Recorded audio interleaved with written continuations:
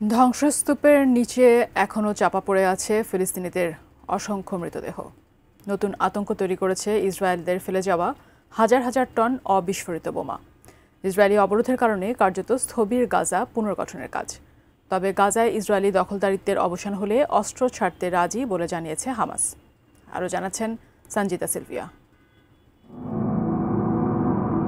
যুদ্ধবিরতি কার্যকরের পর বাড়ি ফিরেও স্বস্তি নেই ফিলিস্তিনিদের। পুরো এলাকায় এখন নতুন মৃত্যুফাঁদ। বসতি স্থাপন করতে গিয়ে মিলছে ইসরায়েলি সাঁজোয়া যান ও বিপজ্জনক সব অস্ত্র।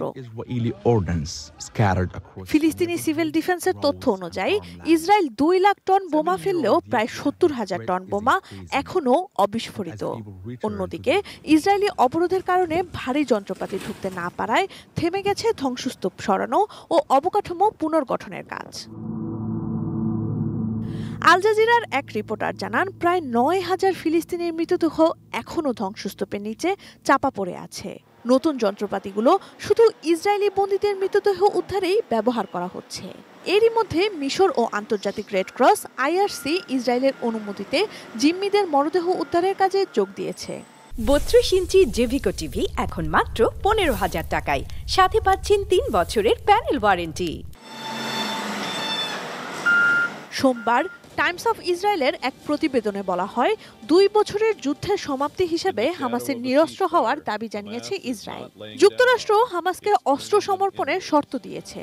তবে হামাসের প্রধান আলোচক খলিল আল হায়া জানিয়েছেন, গাজায় ইসরায়েলি দখলদারিত্বের অবসান হলে অস্ত্র ছাড়তে রাজি তারা। এমন জটিল পরিস্থিতিতে রোববার ইসরায়েলের প্রধানমন্ত্রী বেনিয়ামিন নেতানিয়াহু বলেছেন, গাজায় কোন বিদেশি বাহিনী কাজ করতে পারবে সেই সিদ্ধান্ত নেয়ার ক্ষমতা শুধু ইসরায়েলেরই আছে। তিনি দাবি করেন, এই বিষয়ে যুক্তরাষ্ট্রেরও সমর্থন রয়েছে।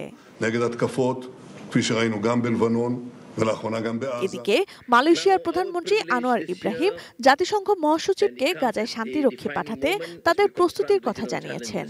বলেছেন, ইসলামিক সহযোগিতা সংস্থা OIC সদস্য সহ অন্যান্য দেশের সঙ্গে গাজায় এই শান্তিরক্ষী মিশনে যোগ দিতে তারা প্রস্তুত। ধ্বংসস্তূপ আর অবিস্ফোরিত বোমার মারাত্মক ঝুঁকি মাথায় নিয়েই গাজাবাসী পার করছেন যুদ্ধবিরতির 3য় সপ্তাহ। শত প্রতিকূলতার মাঝে বেঁচে থাকাই তাদের জন্য সবচেয়ে বড় challenge. Sanjita Sylvia, desk report, ATN news.